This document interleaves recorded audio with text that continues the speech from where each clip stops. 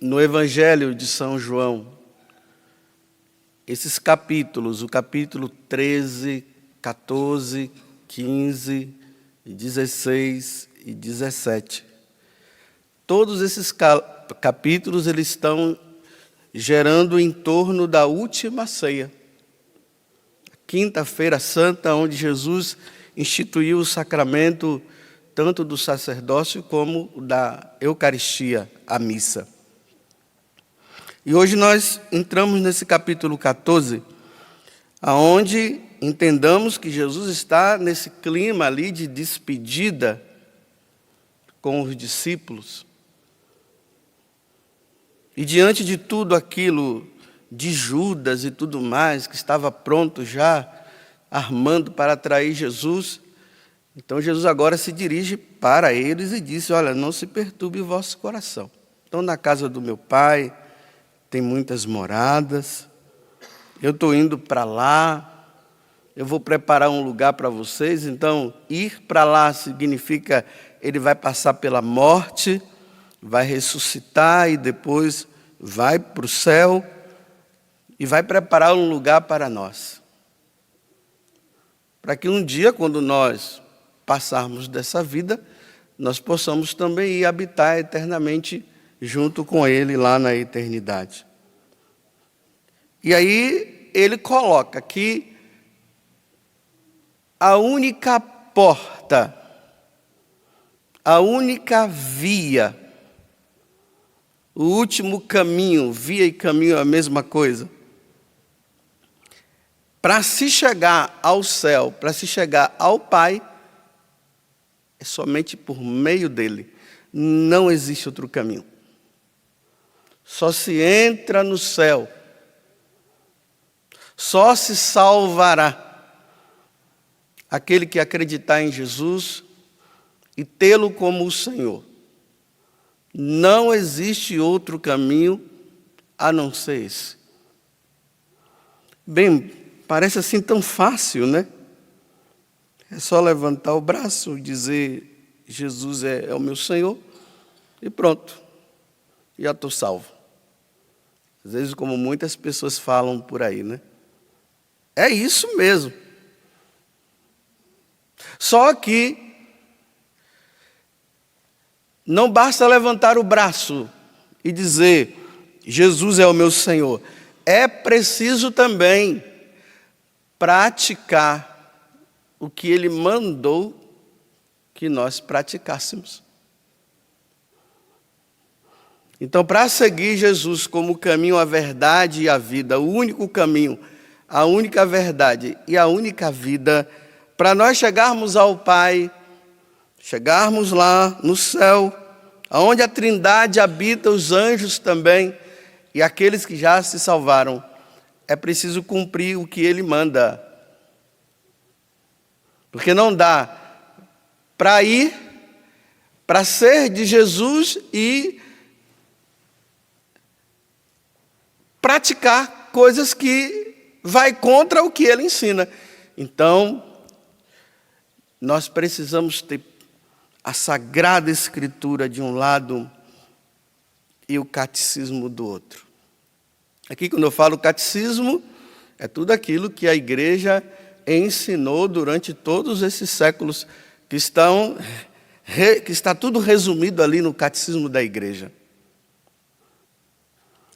E eu preciso acreditar que tanto o que Deus revelou na tradição e o que Deus revelou nas Sagradas Escrituras é palavra de Deus. E eu não posso duvidar. Porque eu posso acreditar em Jesus, mas eu posso desacreditar do que Ele ensinou, que está revelado nas Escrituras, e o que revelou no decorrer dos séculos na igreja. É por isso que tem pessoas que dizem assim: olha, eu acredito em Deus, mas eu não tenho religião. Então significa assim: eu acredito em Deus, o Deus ao meu modo, mas eu não preciso estar em religião nenhuma. Isso aqui gera uma polêmica que tem um monte de gente aí começa a ficar em discussões. Mas a verdade é essa.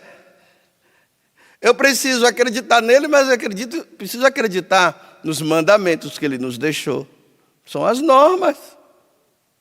As bem-aventuranças, o sermão da montanha que está contido ali, tudo que nós devemos fazer. Se nós começamos a fazer escolhas, e eu pego uma coisa aqui, isso aqui eu aceito, isso aqui eu não aceito, bem, eu já não estou mais sendo fiel a Deus, porque eu quero que Deus se conforme ao que eu penso. Mas não é que Deus tem que se conformar ao que eu penso. É o contrário. É eu que tenho que me conformar com o que Deus pensa. Senão não haveria motivo de Jesus morrer na cruz e nos salvar. Só que os cristãos de hoje, junto com os ateus, os materialistas, não são todos os cristãos. Eles têm aquele grupo que ele quer que Deus se adapte ao que ele pensa. Então, isso aqui eu rejeito, isso aqui eu não aceito, isso aqui eu aceito. E vai caminhando assim. Mas eu repito, eu tenho que ter o pensamento de Deus. Não é o meu pensamento adaptado ao dele. Senão está tudo errado. Então tá bom, Jesus é o caminho, ele tem as suas normas. Então eu pego a Sagrada Escritura e vou lendo, né? E vou trazendo isso para mim, eu pego o catecismo da igreja e vou lendo, e vou vendo, meu Deus, eu estou errado, isso aqui não posso fazer. Isso aqui não está me impedindo de eu andar pelo caminho que é Cristo. Porque ele falou isso. Não, isso aqui eu tenho que rejeitar, isso aqui eu tenho que... É isso que nós precisamos fazer. Não deixar o catecismo e o evangelho de lado, e a partir das minhas concepções, aí eu começo a dizer que é assim que eu vou caminhar. Porque Deus me ama, Deus me aceita do jeito que eu sou e vamos caminhando. Quando a gente vai lendo a Sagrada Escritura, por exemplo, a gente encontra lá, né? O que é que me impede de entrar por essa porta que é Jesus e ganhar o céu? Por exemplo, no livro de Gálatas, capítulo 5, do versículo 19 seguinte. Aí São Paulo vai dizer assim: os impuros, os libertinos, os supersticiosos, os idólatras, os efeminados, os briguentos, os ciumentos, aquele que guarda ódio no coração, que tem ambição, que tem discórdia, os beberrões, as orgias, aqueles que praticam orgias. Aí ele termina dizendo: esses não entrarão no reino dos céus, não herdarão. É duro. Se eu me deparo com isso aqui, eu vejo que eu estou dentro, o que é que eu tenho que fazer? Eu não tenho que ficar dizendo: eu não aceito. Não, nossa, então eu tenho que mudar de vida. Porque senão eu não vou entrar no reino dos céus. Isso é para você, se você crê que tudo que está escrito é palavra de Deus. Agora, se você acha que nem tudo é palavra de Deus, então você faça as suas escolhas. Só que você sabe que você está errado. Aí a mesma coisa lá no livro, na carta aos Coríntios, capítulo 6, 9 a 11. Ele também fala as mesmas coisas. Os impuros, os adúlteros, os efeminados, os devassos, os ladrões, os avarentos, os bêbados, os difamadores, os assaltantes. Olha, os assaltantes não herdarão o reino dos céus. Aí no livro do Apocalipse, também, no capítulo 21, o versículo 8, aí ele vai também dizer, olha, os homicidas, os infiéis, os depravados, os homicidas, repetir, né? Os impuros, os maléficos, os mentirosos, não herdarão o reino dos céus. Então, quando eu me deparo com isso, eu tenho que colocar a minha mão na cabeça e dizer: me ajuda, Senhor, eu não quero viver mais isso. Por exemplo, recentemente, dentro dessas questões aqui, né, dos impuros, os efeminados, os adúlteros, quantas vezes no confessionário, nós sacerdotes, nós nos deparamos com pessoas que vêm e dizem, chorando, eu não entendia, agora eu entendi. Por exemplo, um homossexual que veio, que praticava, que tinha lá o seu namorado, o seu marido, sabe lá o quê? E ele vem, chora ali e diz assim: padre, eu vim aqui pedir perdão a Deus, eu não quero mais viver essa vida. Eu não sei como é que esses desejos vão continuar, eu sei que eles vão continuar dentro de mim, mas, padre, eu não quero mais viver isso. Eu estou aqui pedindo perdão, eu já até me afastei desse homem que eu tinha como o meu companheiro ou o meu esposo. A porta do céu se abriu. Ele entendeu. Ele não entendia, mas ele entendeu. Esse vai entrar no céu. Ele arrependeu dos seus pecados. Agora veja, dentro desse assunto, eu descobri uma coisa. Deus é preconceituoso, gente. E além de preconceituoso, ele é homofóbico. Homofóbico. É isso aí. Ele é homofóbico. Obrigado. Porque, olha, lá no livro de Levítico diz assim, capítulo 18, versículo 22. Não te deitarás com outro homem. Olha, ele não está dizendo assim, que aquele que gosta de outro homem, ou tem inclinação. Ele está dizendo, não te deitarás com outro homem. Porque isso é uma abominação. Aí ele ainda acrescenta, dizendo assim,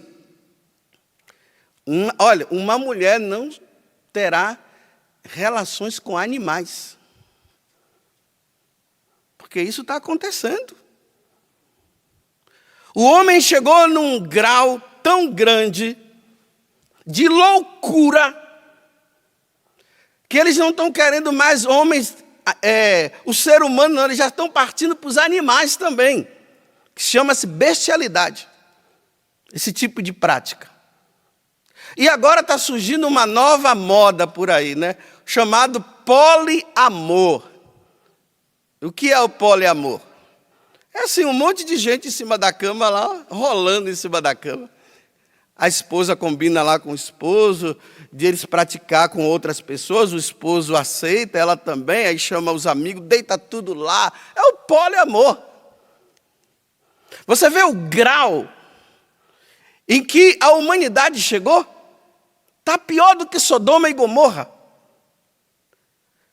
Depois, essas pessoas que praticam essas coisas, elas dizem que Jesus é Deus dela, mas elas querem que Jesus aceite o que ela está fazendo. Então eu vou dizer para vocês, Jesus não aceita.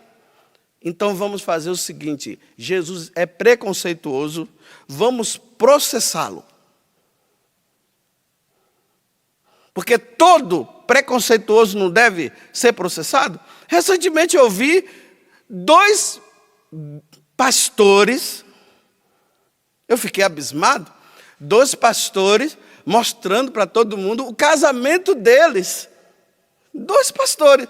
Eu não sei como é que 2 pastores, eles olham para a Sagrada Escritura, vê isso aqui eles excluem. Aí eles diziam assim, né? Agora nós estamos mostrando para o mundo todo que nós não devemos ter preconceito.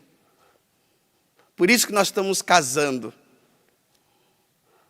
Porque o mundo está muito preconceituoso. E nós estamos querendo mostrar que não se deve ter preconceito.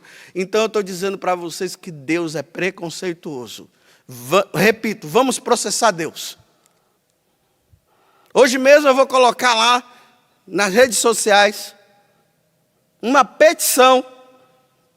E eu quero que todos vocês assinem.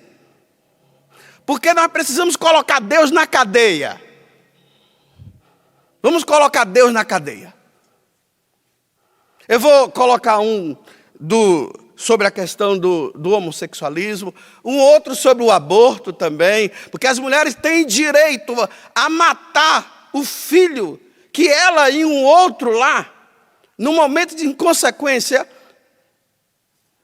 os dois tiveram um relacionamento e agora tem uma criança na barriga dela. Então, vamos colocar outra petição para Deus calar a boca, porque Ele precisa entender que a mulher tem direito sobre o corpo dela. Outra petição, vamos processar Deus e vamos colocá-lo na cadeia, porque Deus precisa estar preso. Se já mataram ele uma vez, vamos fazer o seguinte: pena de morte para Jesus Cristo. E espero que tenha muita gente que venham aderir, né? Porque se eu colocar e ficar só eu vou ficar feio nessa situação. Porque eu prestar contas a Deus sozinho não vai dar certo. Eu quero uma multidão junto comigo. Porque chegou a hora de nós processarmos Deus. Porque até agora nós só estamos processando os religiosos, os cristãos, né? Nós estamos processando os cristãos.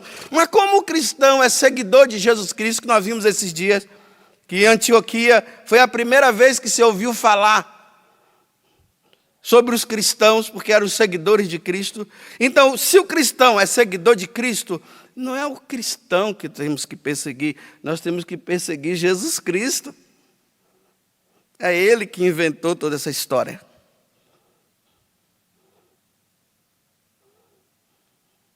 Porque Deus é preconceituoso.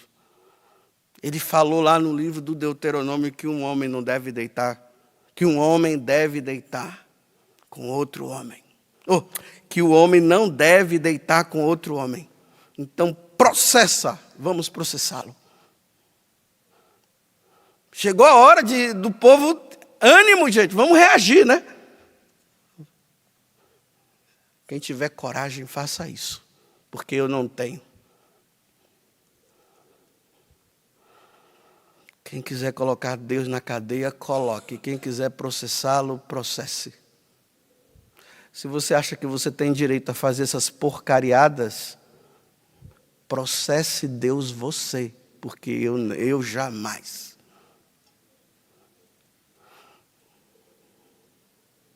Então tá bom. Chega, né? Se Jesus é o caminho que leva ao Pai, para nós irmos com Jesus e passar por Ele e ir para a casa do Pai onde tem muitas moradas, nós vamos ter que fazer o que Ele pede. Não é só chegar lá e dizer assim, eu te amo, mas as coisas erradas. E depois leiam essas passagens que eu coloquei aqui e medite.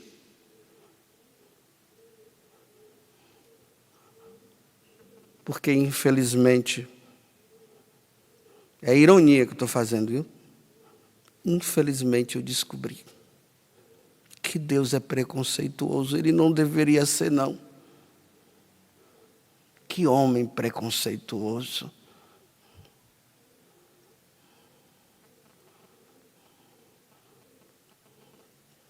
Processemos Deus. E coloquemos na cadeia. Agora eu estou dizendo, como eu sou covarde, eu estou fora disso. Eu sou covarde. Eu enfrentar Deus e chamá-lo de preconceituoso, eu estou fora disso.